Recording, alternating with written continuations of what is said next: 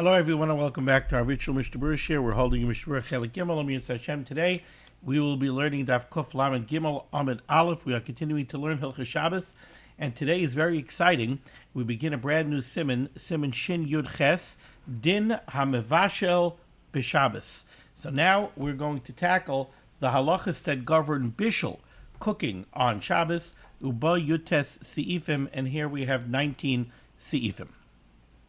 So before we even begin the Mechaber, we're going to jump right into Mishnah Berurah Ois Katan Aleph.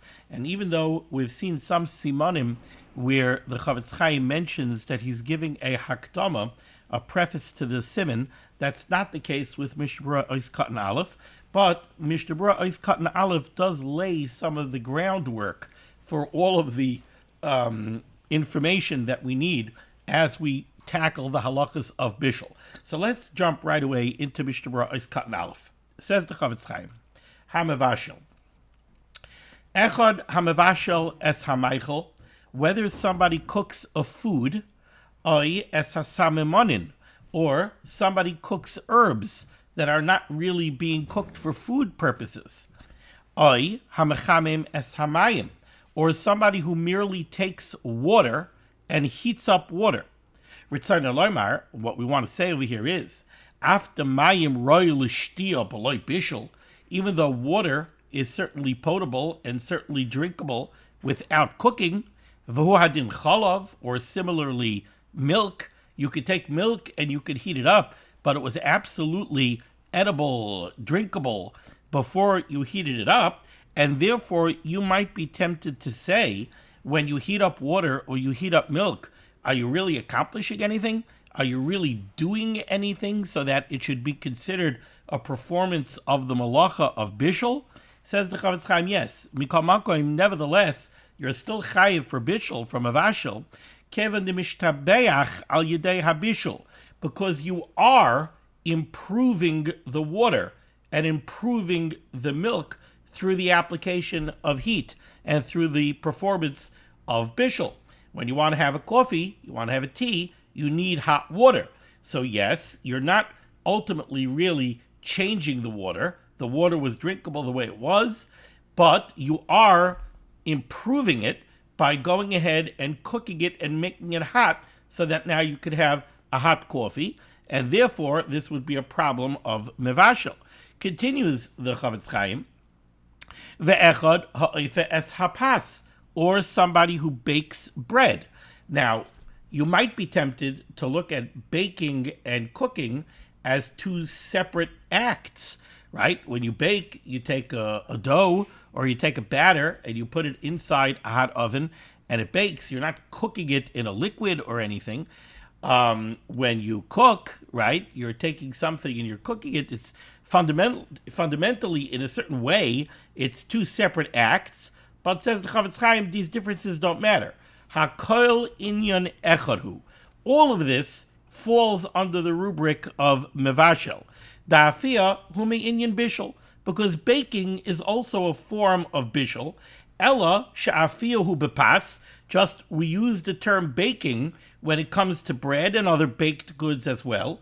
Ubishul hu bishari dvarim, and we refer to the cooking of anything else as bishul. So what do we have here so far? What we have here so far is the Chavetz Chaim tells us when it comes to the av malacha of mevashel, it doesn't matter if you're cooking something that is food, echad mevashel or samaychel, or you're going ahead and you're cooking up samemonim, you're cooking up different types of herbs, not even to eat them. Where do we find the malacha of bishul in the Meleches HaMishkan? We know all the other malachos are derived from activities that were performed during the Meleches HaMishkan. Well, one of the places where we have mevashel is they needed to cook up different types of herbs in order to prepare the dyes that were used to dye the various fabrics and textiles that were used in the Meleches HaMishkan.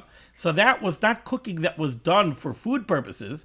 It was cooking to prepare dye, but they were cooking up herbs in order to manufacture dye. So the Chavetz Chaim tells us over here, whether you're cooking a meichel or you're cooking samemonim, that's all bishul. or you're just taking water and heating up water. You do not fundamentally change the water when you cook it. You go ahead, you heat it up, maybe you'll boil it 210 degrees, and then you let it sit on the counter or on the table and it cools back down. It's the same water that it was before. Yet, cooking water, heating up water, is considered mevashel. That's considered mevashel. And the Mishnah Berurah throws in over here, because you are improving the water by going ahead and heating it up. You could use it for a coffee, you could use it for a hot tea. He tells us that baking is also considered a form of mevashel. Now, interestingly enough, the truth is, if you look in the Mishnah in Masechta Shabbos, and you look at the list of the lamites malachos, you're not going to find bishul as one of the lamites malachos. You know what you're going to find? Oife. You're going to find baking. Baking is one of the lamites malachos. It's part of the Sidrei HaPas. It's one of the malachos that lead up to the baking of bread. One of those malachos is oife, is baking. Now, the truth is, so it's a little bit the opposite of what the Mishnah Berurah seems to lay out and suggest over here. In other words, here, in this Mishnah Berurah, it's almost as if the Chavetz Chaim is telling us, don't think that oife, baking, is not included in bishul. It is. It sounds like you have an av malach of bishul, and the Chavetz Chaim is letting us know, don't think it's restricted to only bishul. Oife, baking, is also a malach. It's really the other way. The list in Masechta Shabbos includes oife, it doesn't include bishul. But the Mishnah Berurah is telling us here that it's all under one rubric. This is all part of the av malacha of mevashel. Continues the Chavetz Chaim and he says, Hamatich echad mimine matchis kolshehu. If somebody melts down even a minute amount of any kind of metal, or hamechame mesamatchis, somebody who heats up metal, ad sheteyose gacheles, until it glows like a coal.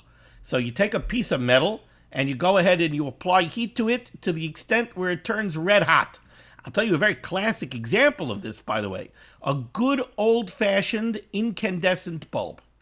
When you turn on the switch and you turn on an incandescent bulb, what are you doing? You're applying electricity to that filament, which is a piece of metal.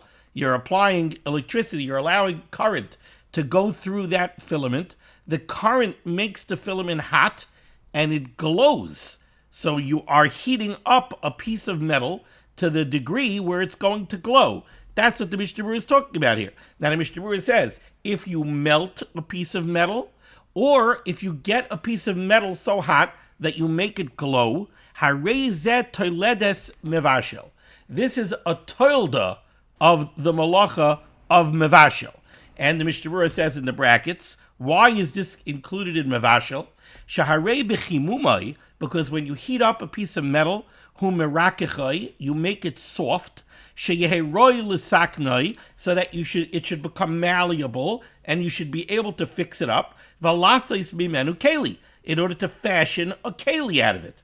V'harehu merape davar hakoshe, which means that you're taking something which is hard, you're taking metal, which in its natural state is hard, you're applying heat to it, and through the application of heat, you are softening it. Now, the reason the Mishnah Berurah mentions this over here is because very soon the Mishnah Berurah is going to bring down the lashon of the Rambam. And one of the things the Rambam is going to say is, one of the rules of bishul is defined, at least partially, as using the application of heat in order to soften something that was hard. That right away is bishul. So you have a piece of metal, you want to soften it, you apply heat to it, and you soften it up. That is bishul. Now, what's interesting over here is that when you go through the words of the Mishnah Berurah gave us a little bit more information than just that. The Mishnah Berurah told us if you melt a piece of metal, that's a tolda of bishul. Now, okay, we can understand that very simply. You took hard metal, you applied heat, and you melted it. You made it soft. We're saying that that's the very definition of bishul, the application of heat to soften something that was hard. But the Mishnah Berurah also told us if you heat up a piece of metal to the degree where it's going to glow, So you make it red hot. That's bishul.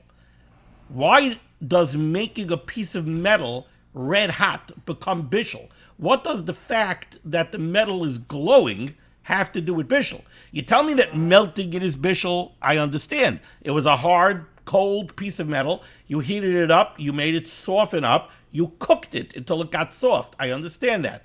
But how does the fact that you made it glow red hot, how does that equal bishul? What does that have to do with bishul? The truth is, the answer to that question really could be found in Shar Hatzion, Ois Cotton Aleph, where the Chavetz Chaim says, he brings down the lashon of the Rambam from Perek Yud Beis Halacha Aleph, and he says over there, the Rambam writes, if somebody heats up iron, so somebody heats up metal, in order to refine it. Sometimes what they would do with metal is they would make it very hot and then dunk it into cold water, and that refines and hardens the metal. Mavir. The Rambam says in Perek Yud Beis that this is a different malacha. It's not the malacha of mevashel, it's the malacha of mavir. Mavir is making a fire. Now, the Shar Hatzion is bringing this down because we have a very big problem over here. We have a Rambam that says that heating up metal until it glows, the Mishnah Berurah is coming from the Rambam. The Rambam says that that's mevashel. So the Rambam tells us that melting down metal or heating up metal is mevashel. And yet in Perek Yud Beis, he says that heating up the metal is mavir. It's like making a fire. So which one is it? Is it mevashel or is it mavir? So it says the Chavetz Chaim in the Shar Hatzion, v'teretz b'lechem Mishnah. The Lechem Mishnah resolves this by saying, detarti isnu. That when you heat up metal, you actually could be over on two avos malachos. You could be over on mevashel and on mavir. How so? As soon as you heat up the metal to the extent that it begins to soften, chayiv mishum mevashel. That's mevashel. You took the hard metal, you applied heat to it, and you softened it. That's mevashel. And then when it gets hotter and it starts to glow, chayiv mishum mavir. At that point, you're chayiv for the malacha of mavir, of making a fire. Now that we can understand. You take a gray piece of metal and you heat it up and now it's glowing, you're making it burn. So that's mavir. Because you're making something that is now burning.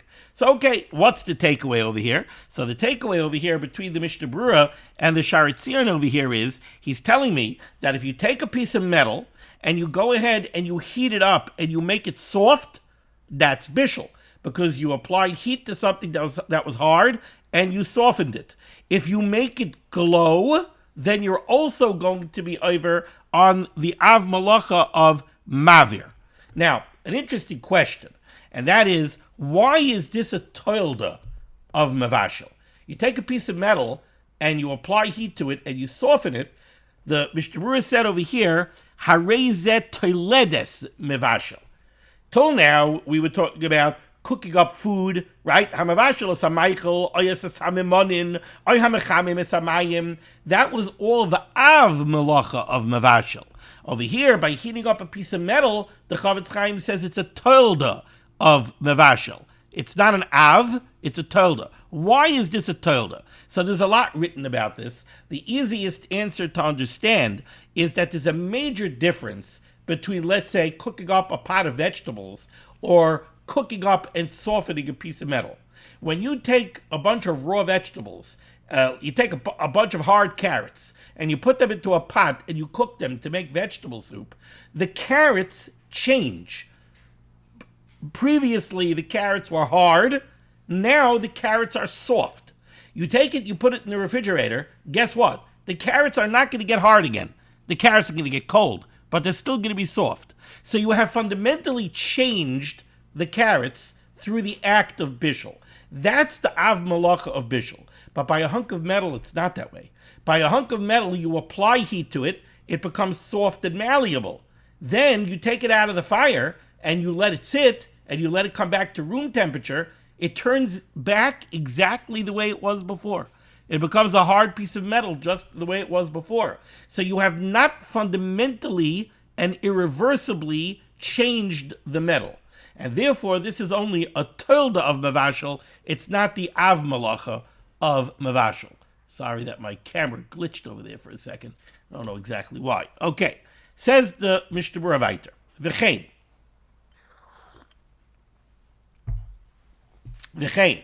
Ha-memases es hadoinag.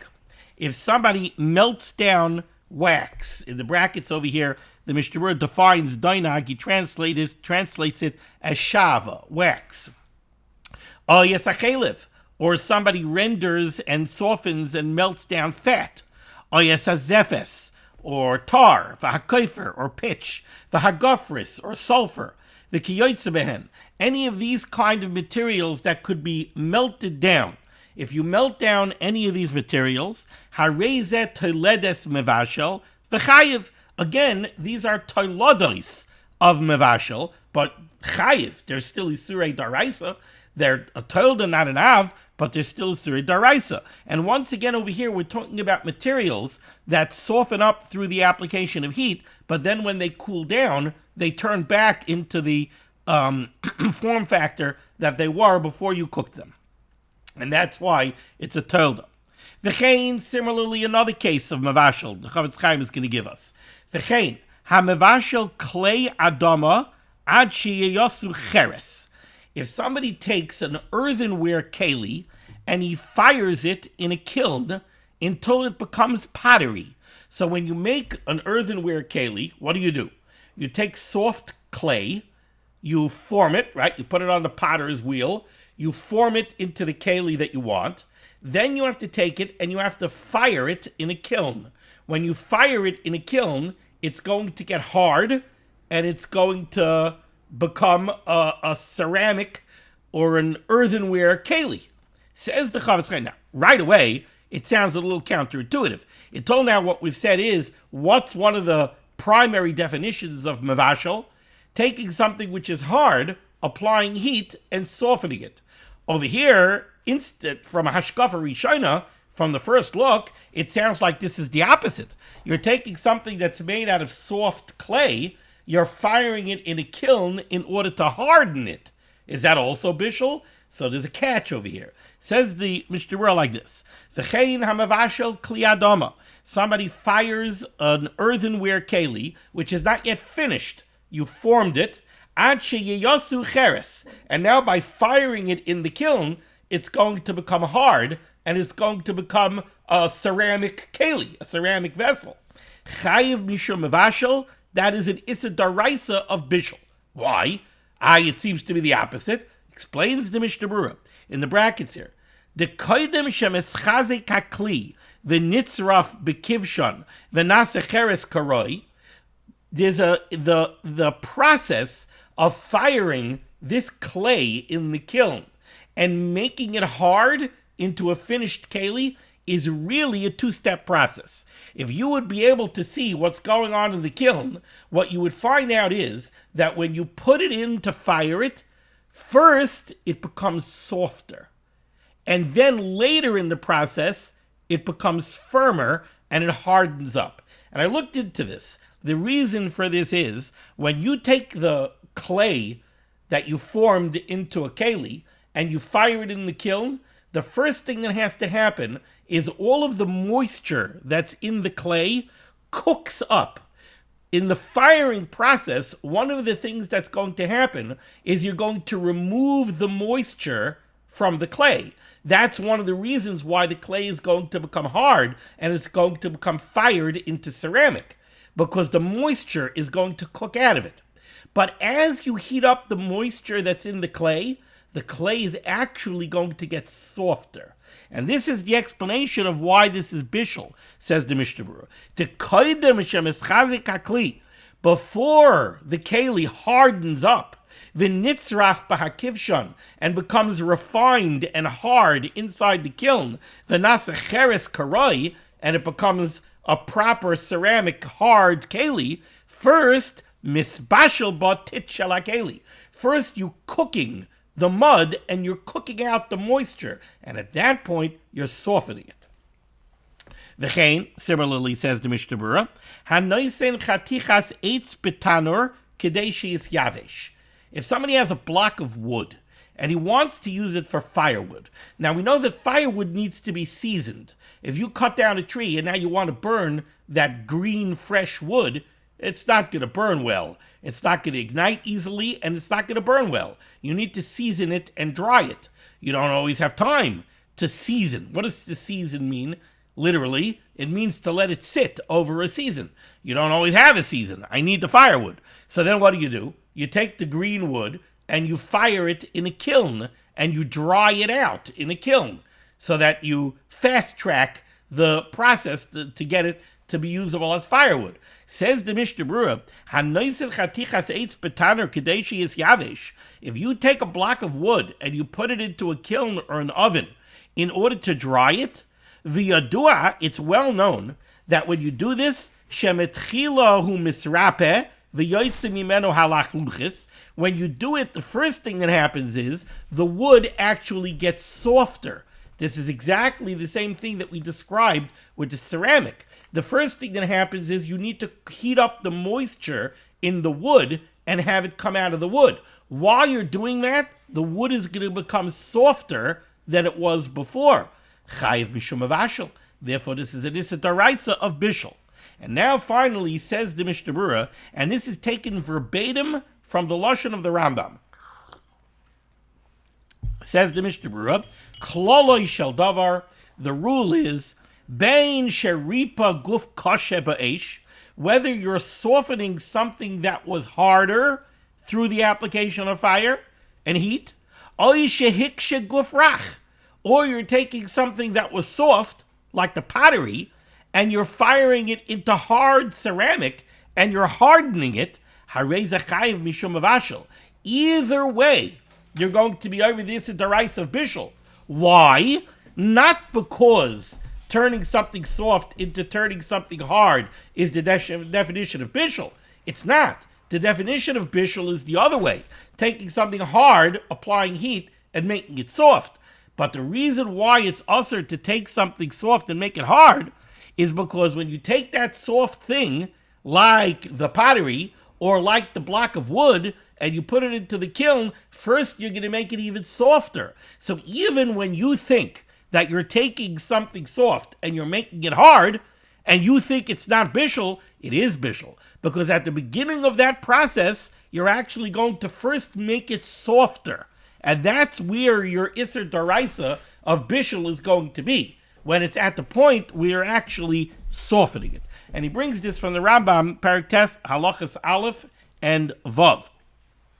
Valkain, and therefore says the Chavetz Chaim, Yesh li zarim ha'oid, we have to take great care, shaloi lahaniach eitzim lachem al hatanor, that on Shabbos one should not take blocks of green wood, fresh wood, liyavshan, in order to dry them, achar shkia sachama, if it's after shkia Friday night, tuch shash daraisa, because you might be over in Issa daraisa by doing this. Says the Mishnah Berurah weiter, haniach basar al gabe gecholim. If somebody takes a nice piece of meat, you take a rib steak, and you put it down on burning coals on Shabbos. Okay, says the Mishnah Berurah, im nitzla tzliya gemura kishir groigreres. If you completely roast a section of the meat, that's how large? At least the size of a dried fig. Remember, in order to be over an Issa Daraisa, any one of the Lamites Malachas on Shabbos, they all have a minimum shear. So cooking is an Issa Daraisa, but in order to be over the Issa Daraisa and be chayiv a karban chatos, if you did it b'shoigeg, you have to cook a minimal amount. What's that minimal amount? You have to cook something the minimum size of a dried fig. Now, it doesn't mean that the piece of meat, you have to cook a piece of meat the size of a dried fig. What it means is, even if you have a big 32-ounce tomahawk steak, if you put it onto the hot coals and you completely roast one spot on that steak that's the size of a dried fig, you're over the Daraisa Bavashal. Or the Mishnah Berurah is going to say, maybe you took the big 32-ounce tomahawk steak and you threw it down on the hot coals, and you fully roasted a tiny spot over here on this end of the steak, a tiny spot over there on that end of the steak, and a tiny spot over there on the middle part of the steak. Maybe you threw it down on top of 3 coals. 1 coal here, 1 coal here, and 1 coal there. If those 3 spots together equal the size of a gregaris, the size of a dried fig, you're over the Issa Daraisa. Now again, this is talking about where that area of the meat became fully roasted. It's what we would consider done. Now, done doesn't have to mean well done, 170 degrees. It could even mean medium rare. A lot of people eat meat medium rare, so medium rare is called all the way done. It's not called not done. But so now let's see it inside. Says the Mishnah Berurah, Hiniach basar agabe gecholim. If you put a piece of meat atop of hot coals, im nitzlat sliya gemura, if a section of the meat became fully done, kishir gregeres, so an area of the meat the size of a dried fig became fully done, chayiv. That's just a daraisa. Va'afilu agregeres ein b'makam echad. And this is true even if you don't have the size of a dried fig in one spot. Ela mislaket mishnayim u'shloisha mekaymos. In order to meet the minimum share of a gregeres, you have 1 spot here, 1 spot here, and 1 spot here. But the 3 spots together equal the size of a gregeres. Gam kein chayiv. You're chayiv. It's a daraisa. Then the Mishnah Berurah says, Va'afilu im lo hayot tzliya gemura, even if it wasn't fully roasted, rak ka'Michael ben Drusai, it was only roasted to the extent of Michael ben Drusai, which means either 1/3 or 1/2 of what's considered done. Gam kein chayiv. That's also an issa daraisa. Elo de bazeh, but there is a chilik. There is a difference between if the meat was gemura, if it was fully roasted, or it was only partially roasted. Like Michael ben Drusai, there is a difference in halacha between those 2 cases. What's the difference, says the Mishnah Berurah? In the case where you only roasted the meat to the extent of Michael ben Drusai, in the case where it's not fully roasted,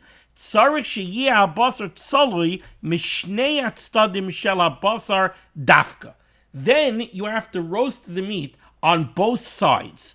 V'em lav potter, and if not, it's going to be an issa d'Rabbanan, not a chiyuv daraisa. Not an issa daraisa. So what did we just say? So what the Mishnah Berurah said over here was like this. You take a piece of meat, you put it down on top of hot coals. If you roast a part of that meat that's equal to the size of a dried fig, and you roast it completely, fully done, you are over an issa daraisa. And that's true even if the size of a dried fig is not in one unified place. It's spread out in a bunch of different pieces throughout the meat. You have a tiny spot here, a tiny spot here, a tiny spot there, a tiny spot there. If all of those fully done spots combined equal the size of a gregeres, you are over an issa daraisa.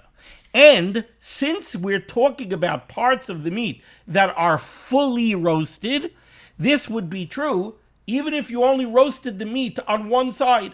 You laid it down on top of the coals and you never flipped it. So one side is nice and charred, the way you want a steak to be. The other side is not. You didn't roast the other side. But the meat is fully done all the way through. That's an issa daraisa. But, says the Mishnah Berurah, the truth is, you don't have to roast the meat to the extent that it's fully done in order to be over an issa daraisa. Even if you only roast the meat to the degree of Michael ben Drusai, you're still over an issa daraisa. But in that case, there's a kula. What is that? If you're only roasting the meat to the extent of Michael ben Drusai, then in order for it to be an issa daraisa, you have to roast the meat on both surfaces. It has to be done on both sides. If it's only done on one side, and it's only done to Michael ben Drusai, then it's not going to be an issa daraisa. Continues the Mishnah Berurah. The Mishnah Berurah says, but you should know, v'chol zehu le'inyan chatas. But again, this is only when we're trying to meet the bar of an issa daraisa. Aval isura, but an issa d'Rabbanan, yesh b'chol gavni. There's going to be an issa d'Rabbanan. If you roasted the meat to the degree of Michael ben Drusai, and you only did it on one side, that's not mutter legamri, it's still an issa d'Rabbanan. V'chein ma shekasav Rambam mitchilul inyan tzliya hashir gregaris. And also you should know, this that I told you from the Rambam, that in order to be over an isser, you need to roast a minimum sized area, that it has to be the size of a dried fig, who gam kein rakle inyan chiyav chatas. Again, that's only for it to become an issa d'Oraisa. Or not only an issa d'Oraisa, an issa d'Oraisa where you would be chayiv to bring a karban chatas. Aval isser d'Oraisa yesh b'chal gavni. But even if you fully roast just a small speck of the meat, you are already over an issa d'Oraisa. It's not a chiyav chatas. If you did it b'shoigeg, you will not bring a karban chatas. But it is an issa d'Oraisa. Kedekaimelon, like we paskin, chatzi shir aser min HaTorah. We always paskin that chatzi shir, any issa d'Oraisa, that in order to be over that issa d'Oraisa, you need to do a minimum amount. If you do less than that, it's still an issa d'Oraisa. Just, you're not chayav a karban chatas. Shabbos Ayin Daled, Gemara, V'Rashi Sham. Okay, so we've gotten through the first Mishnah Berurah over here, and now we can dive into the Mechaber. Excuse me. Says the Mechaber Sif Aleph. Hamevashel b'Shabbos. If somebody cooks something on Shabbos, or interjects the Ramah, sha'asa achas mishar malachos, or somebody performs one of the other lamites malachos on Shabbos. So, for example, he goes ahead and he does toichin. He goes ahead and he grinds up something that grows from the ground. He takes some wheat and he grinds up some wheat. And he does this, says the Mechaber, b'mezid. So somebody went ahead and performed one of the Isurei Malachis on Shabbos, and he did it b'mezid. So he got up and he decided, I'm cooking an egg. And he went there and he cooked an egg on Shabbos, chas v'chalila. Says the Mechaber, Aser loy la'olam. That egg will be forever forbidden to the person who performed the act of bishul. Some crazy guy went and decided he's taking a steak on Shabbos and he's throwing it on the grill. And he's doing bishul on Shabbos. He's grilling a steak on Shabbos. That steak will forever be aser to that person. He can't eat it on Shabbos. He can't eat it after Shabbos. He can't stick it in the freezer and then defrost it 6 months later and eat it 6 months later. It's aser loy la'olam. V'la'acherim, and for other people, mutter l'moitzai Shabbos miyad. So if Reuven went ahead, chas v'chalila, and he grilled a steak b'mezid on Shabbos, Reuven is never going to be able to eat that steak. Nobody else is allowed to eat that steak on Shabbos either, because they can't get hana from the issa d'Oraisa that this person did. So on Shabbos, this steak is going to be also to everybody. But somebody else could eat that steak from Malava Malka. And not only could he eat it from Malava Malka, it's mutter miyad on Motzi Shabbos. It's mutter immediately at the end of Shabbos, meaning you don't have to wait b'chtei sheyaseh. Sometimes we say that you want to eat that steak, you have to wait till the amount of time it would take to make the steak. So you have to wait 12 minutes after Shabbos. 6 minutes on that side, 6 minutes on that side, if you like it medium well. But over here, that's not the halacha. Reuven grilled a steak b'mezid on Shabbos. Nobody else had anything to do with it. They're allowed to eat it right away after Shabbos. On Shabbos, it's aser. But after Shabbos, they're allowed to eat it. The one who grilled the steak, aser loy la'olam. For him, it's going to be aser forever and forever and forever. Okay? Says the Mishnah Berurah is cut and base. B'Shabbos, somebody went ahead and did bishul or any one of the other malachas on Shabbos. The Mishnah Berurah points out a very important rule for us over here. V'chol sheyesh safek plukta bazeh, iheve b'chlal bishul oilav. Anytime there's a suffix in halacha, meaning we're not sure if a certain act constitutes bishul. Now, when I say a suffix in halacha, I don't mean that you have a suffix because you didn't learn the halacha or because you didn't chazer the Mishnah Berurah and you have a suffix. I don't remember. Is it mutter or is it aser? That's not called a suffix in halacha. That's called a chesaron yediyah. That means that you're not knowledgeable. That's not a suffix in halacha. Suffix in halacha means there's a machlokes rishonim. We don't know. Is this called bishul or is this not called bishul? So there's a suffix plukta, right? See what the Mishnah Berurah says? The chol sheyesh suffix plukta pozeh. If there's a suffix that's generated by a machlokes, have a b'chlal bishul elav, if something constitutes bishul or not, or you b'sha'ar malachos, or you have a suffix plukta in any one of the other isurim of Shabbos, kai gavna, ein lesser b'diavad. Then the thing that was cooked would not become aser b'diavad. Why? The chala iser azehu rak midrabanan shekonsu. Let's realize. We're saying over here, this guy went ahead and grilled a steak. The steak is aser. Why is the steak aser? There's no iser daraisa on eating that steak.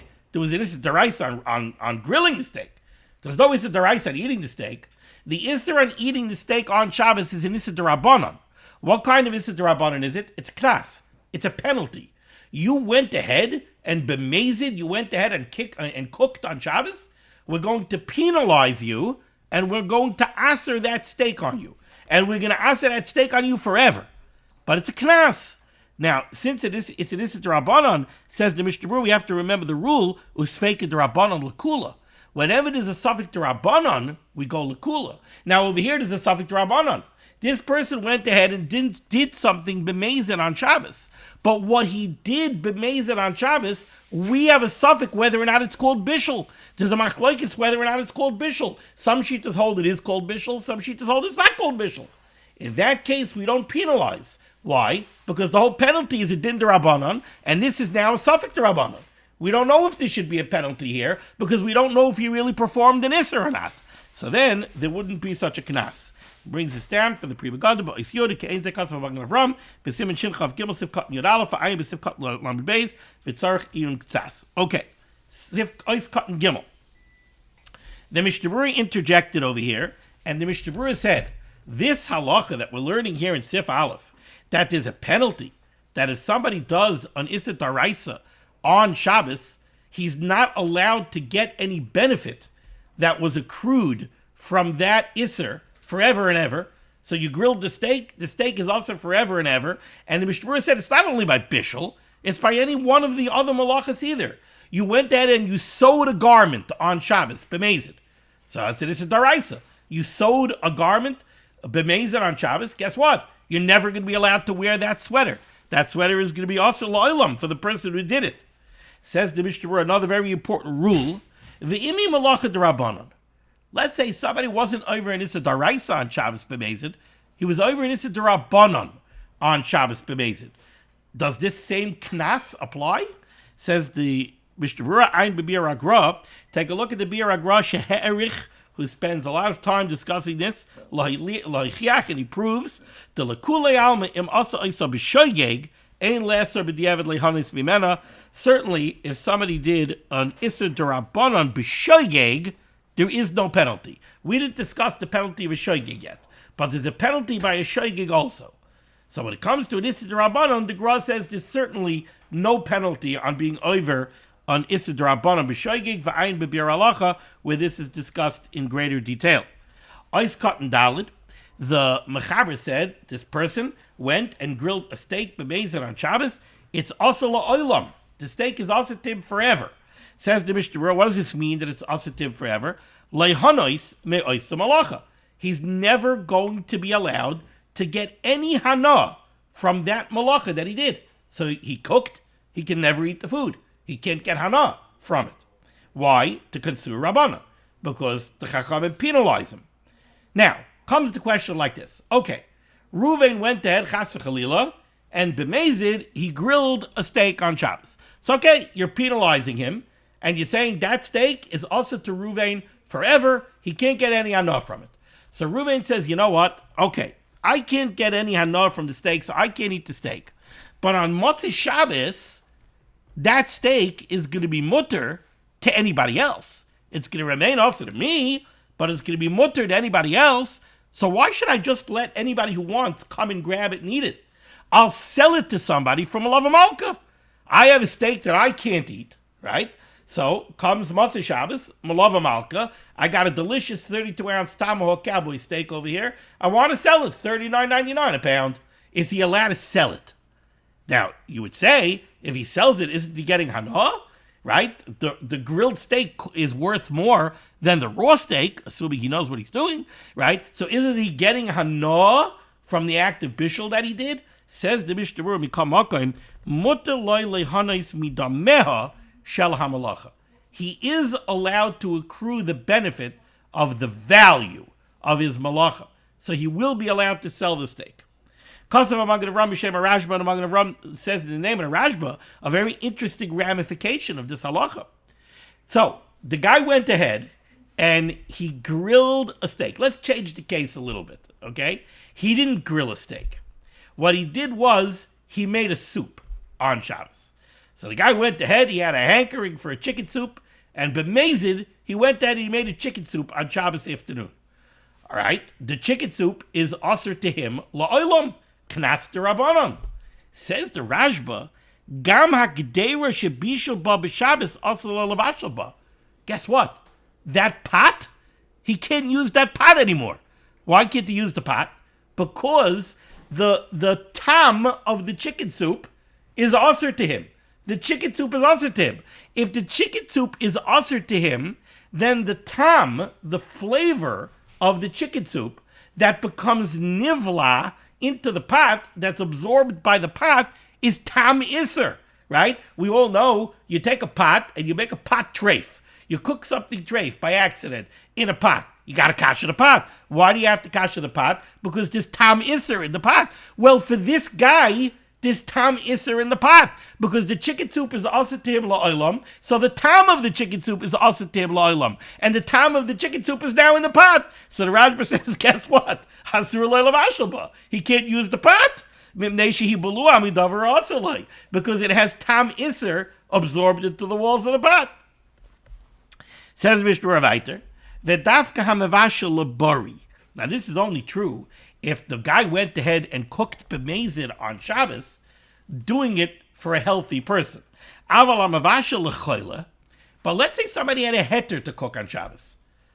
There was a very ill, a deathly ill person, a person who's bisakana, and he needs hot food. So then it's pekuach nefesh, or even safek pekuach nefesh, you're allowed to go cook on Shabbos. So this chayla sheyesh by sakana needs a chicken soup. So you went and you cooked a chicken soup b'mezid on Shabbos, but you're allowed to do it. You're doing it beheter. What's the halacha of that chicken soup? The halacha of that chicken soup is that the chayla sheyesh by sakana is allowed to eat it. Are you allowed to sit down and eat it for shal shudas? No, because you're still being neneh from bishul that was done on Shabbos. So you're not allowed to eat it. Do we also say now that pot is, so to speak, treif? Because it has the blias of that chicken soup? Over there, no. That's muteres haktera. Then the pot is mutter, because this is not really called tam iser. Because again, you didn't cook it be'isser. You cooked it beheter. So that's not going to aser the pot. Ois cotton hay, and this is the last Mishnah Berurah that we're going to do. We're going to stop in the middle of this Mishnah Berurah. So the Mechaber told us that this person went b'mezid and he cooked on Shabbos. So whatever he cooked is going to be usher to him forever. It's going to be usher to everybody else, certainly for the duration of Shabbos, but immediately when Shabbos is over, they could sit down and they could eat this food from Olav Malka. Says the Mishnah Berurah, this is true. Va'afilu lemish and ispashel b'shviloi.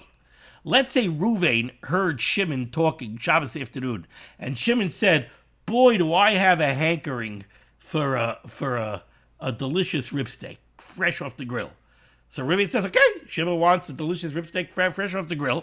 I'm making him a delicious rib steak fresh off the grill on Shabbos afternoon." So Ruvain did bishul on Shabbos, but he didn't do it for himself. He did it for Shimon. Does that change the steak status for Shimon? Do we still say that it becomes mutter for Shimon right after Shabbos? Says the Mishnah, yes. Not him and not anyone else has to wait. This, why? Because this concept that sometimes for something to become mutter after Shabbos, you have to wait You have to wait for enough time after Shabbos is over that this thing could have been done. It could have been prepared beheter after Shabbos. When is that true? Ela b'malacha nasis al yedei ein Yehudi b'shvil Yisrael. That's only true when a goy is doing malacha on Shabbos for the benefit of a yid. So if the local Dunkin' Donuts knows that on Motzei Shabbos there's going to be a big run on donuts, and he went and he made donuts on Shabbos specifically for the Yidden, so the guy did malacha. I want to get into the complexities of that case, whether or not it's true that the malacha, I'm giving an example. So change Dunkin' Donuts to change. A guy went ahead and baked donuts for you on Shabbos. You're not allowed to eat them on Shabbos. You're allowed to eat them on Motzei Shabbos. But when Motzei Shabbos? You have to wait. If it takes a half hour to make the donut, you have to wait a half hour after the Siman until you can eat that donut. But that's only true when an Ein Yehudi does malacha for a Yid. It's not true when a Yid did the malacha b'mezid. Now that's counterintuitive, right? You would think, which one is worse? A Yid went ahead and baked a donut b'mezid on Shabbos. That's a lot worse than if Tony, the Ein Yehudi, baked a donut on Shabbos for a Yid. So why is it that Tony's donut is more stringent than Ruvain's donut? The Mishnah Berurah explains why. Very simple. Because you have to understand the underpinnings of the halacha. Says the Mishnah Berurah, because the reason why when the guy does the malacha on Shabbos, you have to wait b'chdei sheyasu, is mishum dekal be'einav iser da'amira la'ovdei gelulim. What we're afraid is that the iser of amira la'akum is going to be very kal. It's going to be very lenient, very lightweight to a yid. And therefore a yid thinks that it's no big deal to ask a guy to do malacha for about Shabbos. And v'yavai lasis kein pamacheres. And he might come to do it again. In other words, if he thinks that I could ask Tony to make a donut for me on Shabbos, and I could eat it right away after Shabbos, I'll another time ask Tony to make a donut for me. So therefore the Chachamim made a gzeira and said, you do Amir La'akum, and you have an Ein Yehudi bake a donut for you on Shabbos, you have to wait at least b'kdei sheyasu on Motzei Shabbos. Aval davar shenasa al yidei Yisrael b'yadayim. But if a Yid goes ahead, chas v'chalila, and grills a steak b'mezid on Shabbos, v'adei lekel amechash tal yidei zeh shenatir l'motzei Shabbos miyad, yavei pamacheres loyme Yisrael avashalei b'Shabbos b'shvil zeh. We don't have to be choshish that a Yid is going to turn around and say, I remember once Ruvain grilled a steak b'mezid on Shabbos afternoon, and I ate it right after the Siman from Malava Malka. You know what? This Shabbos, I'm going to ask Ruvain to grill me a steak. That's not for sugar sign. We're not choshish that Shimon is going to ask Ruvain, the Yid, to go grill him a steak on Shabbos. So there's no purpose for that gezerah. Void, and furthermore, if Ruvain will ask Shimon, if Shimon will ask Ruvain to grill him the steak, Shai Yisrael Yishmaloi. Hopefully, Ruvain won't listen to him, even if he does ask him. Because it's true. Maybe one time Ruvain went ahead and had a taiva, and b'mezid he grilled himself a steak on Shabbos afternoon. And then Shimon got to eat it from Malava Malka right after the Siman on Motzei Shabbos. But but that time, Ruvain grilled the steak for himself. The reason Shimon got to eat it is because it's also to Ruvain la'olam, Shimon got to eat it from Malava Malka. But that doesn't mean that if next Shabbos Shimon goes to Ruvain and says, you know what, that steak was so delicious last week that I had from Malava Malka, could you go grill me a steak now? Ruvain's not grilling a steak for Shimon on Shabbos. He fell through. He wasn't Ayman ben Desayin, and he grilled it for himself. But he's not going to be Mechal Shabbos to grill a steak for Shimon. Okay, we're going to pause over here. Thank you so much for joining me for Limud HaTorah. Discuss of Limud HaTorah should be made against Klai Yisrael, the Rosh Hashanah should send Yeshua, Refuas, Panasat, Sheduchim, Tolal, Zanid. We should be Zaycha to see the Biaskal Tzedek, Memher V'Yameinu, Amen. Be well.